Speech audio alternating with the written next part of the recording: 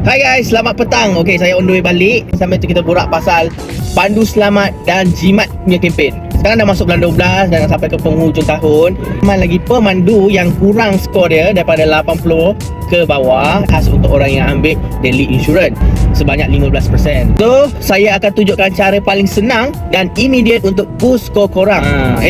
Selamat dah sampai rumah. Okey guys, kita sambung untuk next video.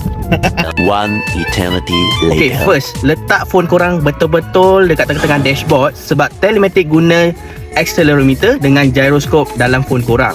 So, kalau korang letak dekat salah tempat, reading pun lari. Yang kedua, korang ikut speed limit. Yang ketiga, jaga jarak selamat. Okay, yang keempat, acceleration smooth, jangan tekan pedal terus mendadak. Yang kelima, bila corner, slow-slow, baru masuk. Kalau badan penat, stop dulu. Boleh take 5, take 10, rest dulu, okay?